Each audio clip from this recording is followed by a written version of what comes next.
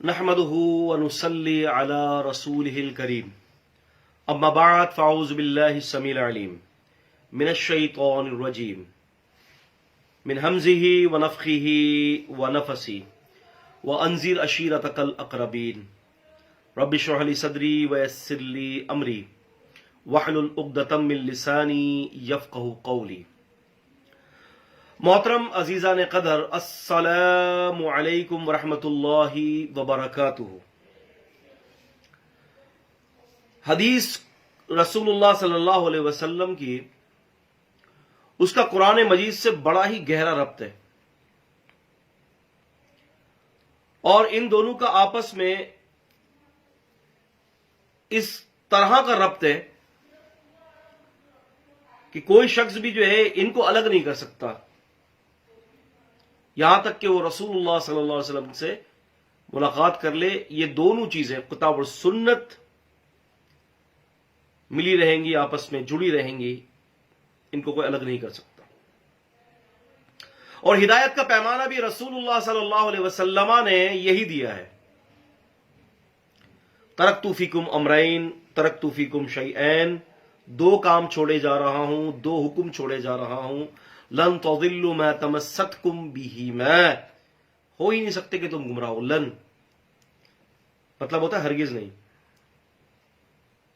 ہو ہی نہیں سکتا کہ تم گمراہ ہو اگر تم نے تھام لیا کتاب اللہ، اللہ کی کتاب، اور رسول اللہ صلی اللہ علیہ وسلم فرماتے ہیں میرا طریقہ۔ حدیث کے حوالے سے بہت سارے دلائل موجود ہیں، سمندر بہہ رہا ہے دلائل کا، لیکن یاد رکھیں کہ قلب سلیم، عقل سلیم اور بڑے عاجز بندے کے لیے یہ دلائل ہوتے ہیں کہ جو دین اسلام کو قبول کرنا چاہتا ہے۔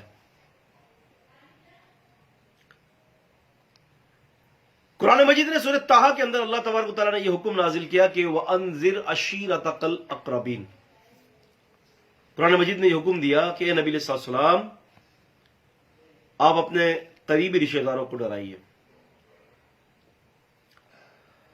اب ہوا یہ کہ رسول اللہ صلی اللہ علیہ وسلم نے اس آیت کی تعمیل میں ایک پہاڑی پر چڑھے اور آپ نے سب کو آواز دی، یا صباح یا صباح۔ اس وقت اس قسم کی آواز لگانے سے جو لوگ جمع ہو جاتے تھے کہ کوئی ضروری بات ہونے والی ہے۔ اللہ کے رسول نے سب کو جمع کیا۔ آپ سمجھ لیں کہ اس وقت وہ وہاں کا جو ہے ایک میڈیا پوائنٹ تھا۔ آپ نے وہاں پر لوگوں کو جمع کیا اور لوگوں کو توحید کی دعوت دی۔ قولوا لا الہ الا اللہ تفلحوا تملک العرب والعجم، تم عرب اور عجم کے مالک ہو جاؤ گے۔ تم لا الہ الا اللہ کہہ دو، تم ایک اللہ کو مان لو، تم اس کی وحدانیت کو قبول کر لو، اللہ تعالیٰ ساری دنیا کے خزانے تمہارے قدموں میں ڈال دے گا۔ تم خواہش کرتے ہو نا عرب اور عجم کی ملکیت کی، اللہ کے نزدیک بڑی حقیر شے ہے یہ، تم اللہ کو مان لو، اللہ تمہاری خواہش کو پورا کر دے گا۔ جب یہ حکم پر نبی علیہ السلام نے تبلیغ کی تو وہاں پر ابو لہب کھڑا تھا اور کہتا ہے اللہ کے قسم سے کہ آپ کا ہاتھ ٹوٹے، نعوذ باللہ من ذالک، نقل کفر نباشت، یہ الفاظ کہے اور کہا کہ آپ نے ہمیں جمع اس لیے کیا ہے، یہ توحید سنانے کے لیے۔ ابھی بات چیت ہو ہی رہی تھی، نبی پاک صلی اللہ علیہ وسلم کی بے حرمتی کر رہا ہے، آپ کی تنقیص کر رہا تھا، زیادہ وقت گزرا نہیں، سورہ لہب کا نزول ہو گیا، تبت یدا ابی لہب وتب ما اغنى عنہ مالہ وما کسب سیصلی نارا ذات لہب۔ فرمایا کہ اس نے نبی پاک صلی اللہ علیہ وسلم کو ایک ہاتھ کا کہا تھا، یا اللہ نے فرمایا تبت یدا، تثنیہ کا صیغہ ہے، دونوں ہاتھ ٹوٹے، اے ابو لہب تیرے، ما اغنى عنہ مالہ وما کسب، اس کا مال اور جو اس کی کمائی ہے، اس کی اولاد اس کے کام نہ دے گی۔ سیصلی نارا ذات لہب، ان قریب جہنم کی آگ میں ڈالا جائے گا۔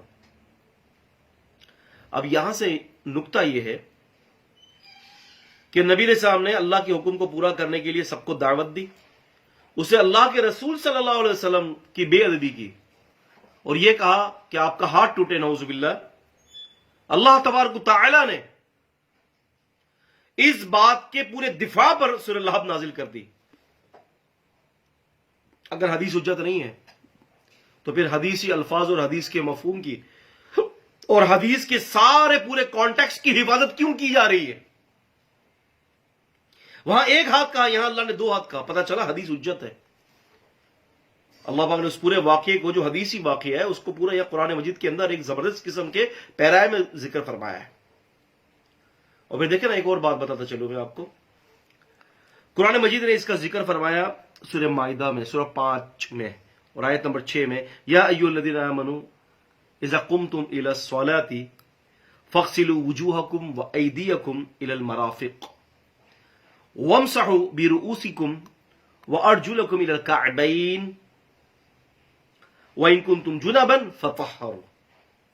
فرمایا کہ ایمان والو، جب تم نماز کے لیے کھڑے ہو، یا ایھا الذین آمنوا اذا قمتم الى الصلاة، جب تم نماز کے لیے کھڑے ہو تو کیا کرو؟ فَاغْسِلُوا وُجُوهَكُمْ وَأَيْدِيَكُمْ إِلَى الْمَرَافِقِ، اپنے چہروں کو دھو، اپنے ہاتھوں کو کوہنیوں تک دھو، اور اپنے سروں کا مسح کرو، اور اپنے پیروں کو ٹخنوں تک دھو. یہ آیت سورہ مائدہ کی ہے، اور یہ آیت ہجرت کے کئی سال بعد نازل ہوئی، آپ جانتے ہیں. لیکن یہاں پر ایک سوال یہ ہے کہ وضو تو ہجرت کے بعد بتایا جا رہا ہے، جبکہ پیغمبر علیہ الصلوۃ والسلام ہجرت سے پہلے بھی وضو کر رہے ہیں، نماز ادا کر رہے ہیں، نماز بھی پڑھ رہے ہیں. نماز کے لیے وضو شرط ہے. وضو جو ہے یہ نماز کی شرائط میں سے، اللہ تعالیٰ بغیر وضو کے نماز قبول نہیں کرتا.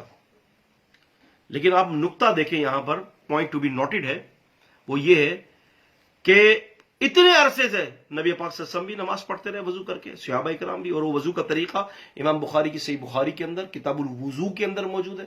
آپ دیکھ سکتے ہیں، انظر من شاء فلیرجع ہناک، جو چاہتا ہے وہ اس صحیح بخاری کو دیکھے. انظر ہناک فی کتاب الوضو ہے، وانظر الی صحیح مسلم، وانظر الی صحیح البخاری، وكذا وانظر الى ابی داود، سنن ابی داود والترمذی وغیرہ. آپ دیکھ سکتے ہیں وہاں پر.